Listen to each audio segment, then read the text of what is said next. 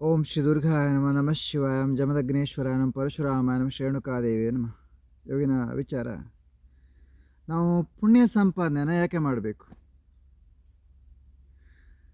ಹೌದಲ್ವಾ? ಪುಣ್ಯ ಸಂಪಾದನೆ ವಿಚಾರದ ಬಗ್ಗೆ ಸಾಮಾನ್ಯವಾಗಿ ಯಾರು ನಿಮಗೆ ಹೆಚ್ಚಿನ ರೀತಿಯಲ್ಲಿ ತಿಳಿಸಲ್ಲ. ಆದರೆ ನಾನು ನಿಮಗೆ ಸರಿಯಾದ ಒಂದು ಕ್ರಮದಲ್ಲಿ, ಸರಿಯಾದ ನಿಯಮದಲ್ಲಿ ತಿಳಿಸ್ಕೊಡ್ತೇನೆ. ಪುಣ್ಯ ಸಂಪಾದನೆ ನಾವು ಯಾಕೆ ಮಾಡಬೇಕು ಗೊತ್ತಾ? ಒಂದೇ ಮಾತಲ್ಲಿ ಹೇಳ್ತೇನೆ ನಿಮಗೆ. ನಾವು ಪುಣ್ಯ ಸಂಪಾದನೆನ ಮಾಡೋದ್ರಿಂದ ವೀಕ್ಷಕರೇ, ನಮಗೆ ನೆಮ್ಮದಿ ಮೊದಲನೇದಾಗಿ, ಎರಡನೇದಾಗಿ ಹಣಕಾಸು, ಮೂರನೇದಾಗಿ ನಮಗೆ ತಿನ್ನಲಿಕ್ಕೆ ಆಹಾರಕ್ಕೆ ಯಾವುದೇ ರೀತಿ ಕೊರತೆ ಆಗಲಿಕ್ಕೆ ಚಾನ್ಸೇ ಇಲ್ಲ. ಇನ್ನು ನಾಲ್ಕನೇದು, ನಮ್ಗೆ ಅಂದ್ಕೊಂಡಿದ್ದೆಲ್ಲ ಸಿಗ್ತಾ ಹೋಗುವಂಥದ್ದು. ಹಾಗೆ ನಮಗೆ ವೈರಿಗಳ ಕಾಟ ಇದ್ರೂ ಅದರಿಂದ ತಪ್ಪಿಸ್ಕೊಳ್ಬೋದು ನಾವು ಪುಣ್ಯ ಸಂಪಾದನೆಯಿಂದ. ಏನೇ ಒಂದು ಸಮಸ್ಯೆ ಇದ್ರೂ ನಾವು ಅದರಿಂದ ಹೊರಗಡೆ ಬರ್ಬೋದು ಪುಣ್ಯ ಸಂಪಾದನೆ ಮಾಡೋದ್ರಿಂದ. ಪುಣ್ಯ ಸಂಪಾದನೆ ಮಾಡ್ತಾ ಇದ್ರೆ ನಮಗೆ ಯಾವುದೇ ರೀತಿಯ ಕಷ್ಟವೇ ಇಲ್ಲ ವೀಕ್ಷಕರೇ.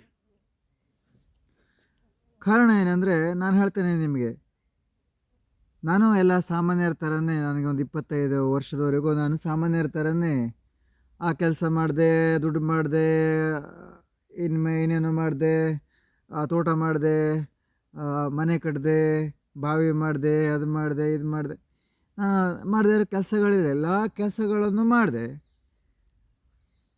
ನಾನು ಥಿಂಕ್ ಮಾಡಿದ್ದು ಆಮೇಲೆ ಎಲ್ಲ ಮಾಡಿದೆ ಅಲ್ವಾ, ಇದರಲ್ಲೆಲ್ಲ ಏನಿದೆ? ಏನೂ ಇಲ್ಲ. ಇದು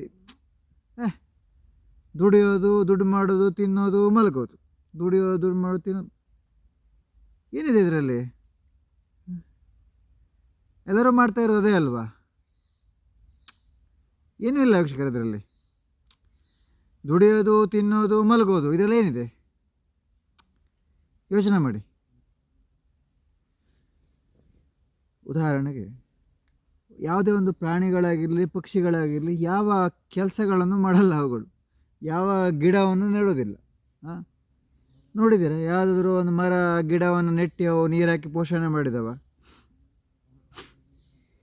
ಇಲ್ಲಿ ನೀರಿಲ್ಲ ಅಂದರೆ ಅಲ್ಲಿ ಮುಂದೆ ಹೋಗಿ ನೋಡ್ತವೆ ನೀರಿದೆಯಾ ಹೇಗೆ, ಅಲ್ಲಿ ಹೋಗಿ ಕುಡ್ಕೊಂಡು ಬರ್ತವೆ ಪ್ರಾಣಿ ಪಕ್ಷಿಗಳು. ಅರ್ಥ ಆಯ್ತಾ?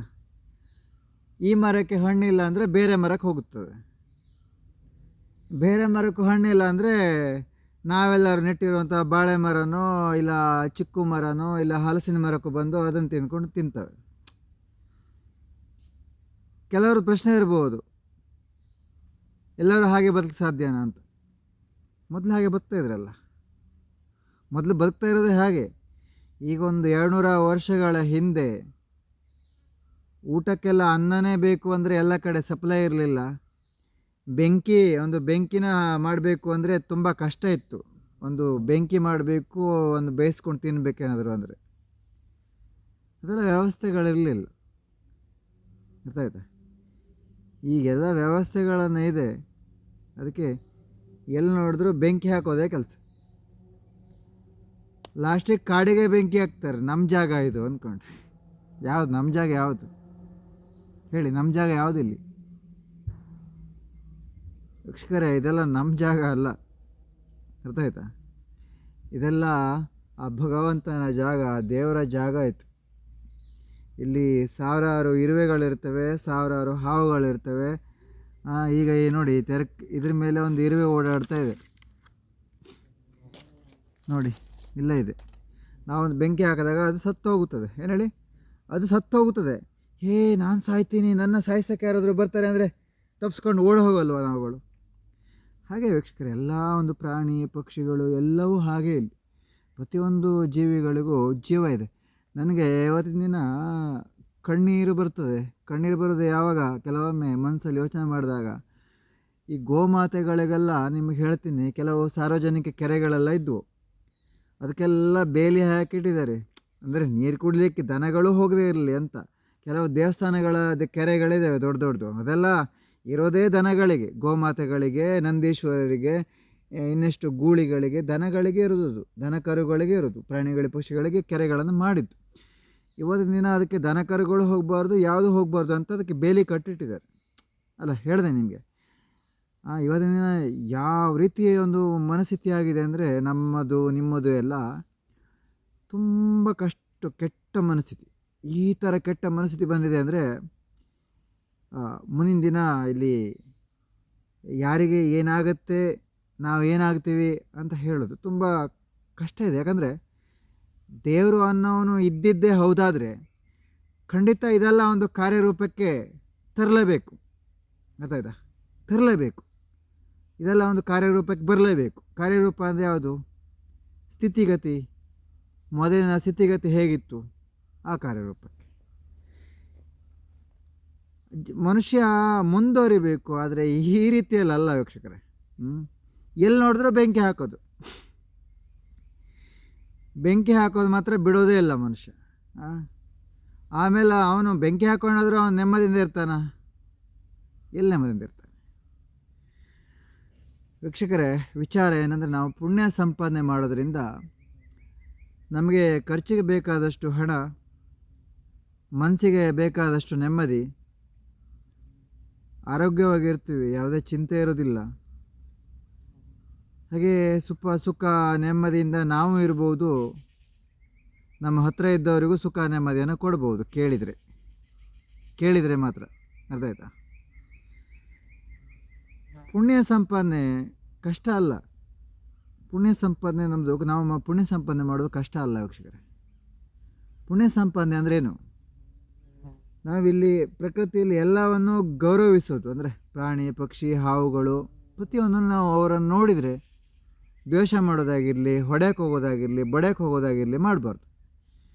ಈ ಉದಾಹರಣೆಗೆ ಒಂದು ಹಾವೇ ಬಂತು ಅಂತ ಅಂದ್ಕೊಳ್ಳಿ ನಮ್ಮ ಮುಂದೆ, ಅದನ್ನು ನಾವು ಗ್ರಹಿಸಬೇಕು ಏನಕ್ಕೆ ಬಂದಿರ್ಬೋದು ಅಂತ. ಆದರೆ ಕೆಲವರೇ ಹೊಡೆದೇ ಬಿಡು, ಸಾಯಿಸೇ ಬಿಡು ಅಂತ ಅದನ್ನು ಸಾಯಿಸೇ ಬಿಡ್ತಾರೆ. ಹಾವುಗಳನ್ನು ಕಂಡ್ರೆ ಮಾತ್ರ ಕಂಡಲ್ಲಿ ಜನ ಬಿಡೋದಿಲ್ಲ, ಸಾಯಿಸೇ ಬಿಡ್ತಾರೆ. ಪುಣ್ಯ ಸಂಪಾದನೆ ಮಾಡೋದ್ರಿಂದ ನಮಗೆ ಎಲ್ಲ ಅರಿವಾಗುತ್ತದೆ. ಏನು ಅರಿವು? ಪ್ರಾಣಿ ಅಂದರೆ ಏನು, ಪಕ್ಷಿಗಳಂದರೆ ನಾವು ಜೀವಕ್ಕೆ ಇಲ್ಲಿ ಎಷ್ಟು ಬೆಲೆ ಇದೆ, ಒಂದು ಮನುಷ್ಯನ ದುಃಖಗಳನ್ನು ನಾವು ನೋಡ್ಬೋದು. ಮನುಷ್ಯನ ಕಷ್ಟ ಅಂದ್ರೇನು, ನಮ್ಮ ಕಷ್ಟ ಅಂದ್ರೇನು, ನಾವು ಯಾಕೆ ಇಲ್ಲಿ ಹುಟ್ಟಿದ್ದೇವೆ, ಯಾಕೆ ಇಲ್ಲಿ ನಾವು ದೇವ್ರ ಭಕ್ತಿ ಮಾಡಬೇಕು, ದೇವರು ಅಂದರೆ ಯಾರು, ಪ್ರಕೃತಿ ಅಂದರೆ ಏನು, ಪ್ರಾಣಿಗಳಂದರೆ ಏನು, ಪಕ್ಷಿಗಳಂದರೆ ಏನು. ವೀಕ್ಷಕರೇ, ನಾವು ಈ ಒಂದು ಕಾಗದಕ್ಕೋಸ್ಕರ ದುಡ್ಡಿನ ಕಟ್ಟು, ಇದು ದುಡ್ಡು ಅಂದ್ಕೊಳ್ಳಿ, ಹೀಗೆ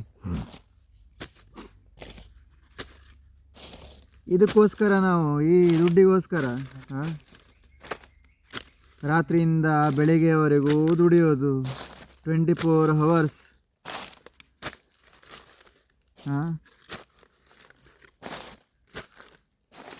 ಇದು ದುಡ್ಡು, ಇದು ಸರಿನಾ? ದುಡ್ಡು ಅಂದ್ಕೊಳ್ಳಿ. ದುಡ್ಡು ಬೇಕಪ್ಪ, ದುಡ್ಡು ಬೇಕು. ನಾನು ಸಾಲ ಮಾಡ್ಕೊಂಡಿನಿ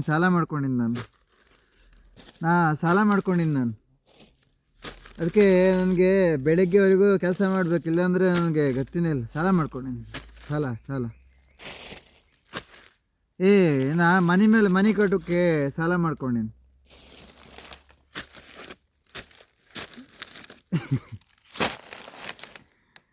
ಬೆಂಕಿ ಹಚ್ಬೇಕದೇ ವೀಕ್ಷಕರೇ, ಅದಕ್ಕಲ್ಲ. ಅರ್ಥಾಯ್ತಾ?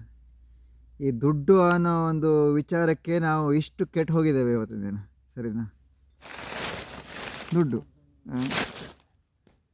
ದುಡ್ಡಿದೆ ಅಂದರೆ ಅಂದ್ಕೊಂಡಿದ್ದೀವಿ ನಾವು ಏನು ಬೇಕಾದರೂ ಮಾಡ್ಬೋದು ಅಂತ. ಏನು ಮಾಡೋದು? ಗಾಡಿ ತೊಗೊಳ್ಬೋದಾ? ಗಾಡಿ ತೊಗೊಳ್ಬೋದು, ಮನೆ ಮೇಲೆ ಮನೆ ಕಟ್ಬೋದು, ಅಥವಾ ಒಂದು ವಿಮಾನ ತಗೋಬೋದು. ಅದಾಯ್ತಾ? ವಿಮಾನ ಬಿತ್ತಂದರೆ ಮತ್ತು ಅವ ಇಲ್ಲ, ಹೊಗೆ ಹಾರಿಸ್ಕೊಳ್ಳೋದೆ. ಗಾಡಿ ತೊಗೊಂಡು ಗಾಡಿ ಓಡಿಸುವಾಗ ಏನೋ ಸ್ವಲ್ಪ ಮಿಸ್ಟೇಕ್ ಆಯ್ತು ಅಂದರೆ ಅಲ್ಲೂ ಹೋಗಿ ಗೋವಿಂದ. ಎಲ್ಲ ನಾವು ಬೇಡದೇ ಇರೋದಕ್ಕೆ ತಲೆ ಕೆಡಿಸ್ಕೊಂಡು ನಮ್ಮ ಜೀವನನೇ ನರಕ ಮಾಡ್ಕೊತಾ ಇದ್ದೇವೆ ವೀಕ್ಷಕರೇ, ಒಂದೇ ಮಾತು ಹೇಳಬೇಕಂದ್ರೆ. ಅದಕ್ಕೆ ಯಾರಿಗೆಲ್ಲ ಇಂಥ ಜೀವನ ಸ್ವಲ್ಪ ಕಷ್ಟ ಅನಿಸಿದೆ, ಜೀವನ ಬೇಡ ಅಂತ ಅನಿಸಿದೆ, ಅವರೆಲ್ಲ ಇವತ್ತಿಂದನೇ ಪುಣ್ಯ ಸಂಪಾದನೆ ಮಾಡಿ